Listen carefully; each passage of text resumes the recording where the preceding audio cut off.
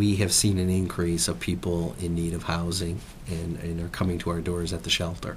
From September through December this year, about a 20% increase comparatively to last year of how many individuals we did see.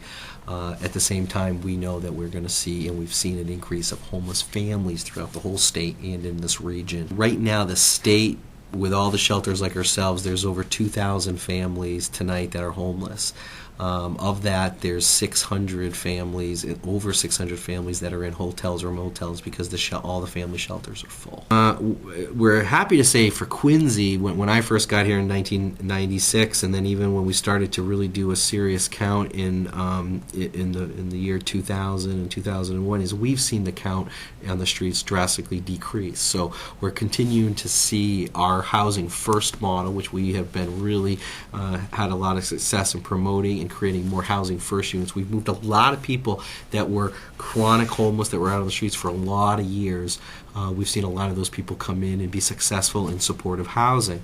So Quincy's street population, I know when we counted it in the early 2001, was in the 70, 80, all the way up to 100 range of people that were outside in the Quincy-Weymouth area. Last year, we were in the mid-20s. Sad to say there are budget cuts that have happened already. There are more budget cuts, and what it's cutting right now, it's cutting the mental health system, and it's cutting the substance abuse system. And what we're going to see is more mentally ill people, more people with mental health and disabilities hitting the streets, struggling to live in emergency shelters, and starting to end up back out on the streets. The most expensive homeless person in our community. So we've looked at all the homeless people that stay at Father Bill's and are in the Quincy area, and about 25% of that population are people that use very expensive systems of care and have been homeless the longest. And with that group, in a sense of emergency room visits, police visits, ambulance rides,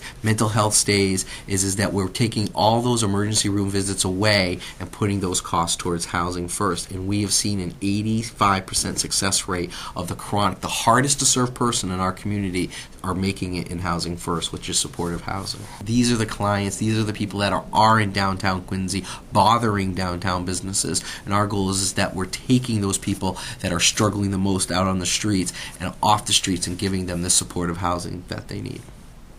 2004 to 2007, we saw a 56% decrease in chronic homelessness. Not full homelessness for Father Bill's Place, but for the people that had been out on the streets the longest, who had been in our shelters the longest. We had moved 50% of those people off the streets, and we had seen an 85% success rate. The sad thing to say is and we had seen from 2004 to 2007 consistent decreases at the emergency shelter, where in 2004 we were averaging about 150 to 120 people a night at the shelter. Last year we were down to the point of serving maybe 75 to 85 people a night. But now with the economy, with the times, and with the cuts coming down throughout other state programs, we've seen those numbers increase again back to the 115 up to 125 people. This is Sue Scheibel, staff reporter for the Patriot Ledger and Gatehouse Media New England. For more coverage, see today's edition of the Patriot Ledger or go to patriotledger.com.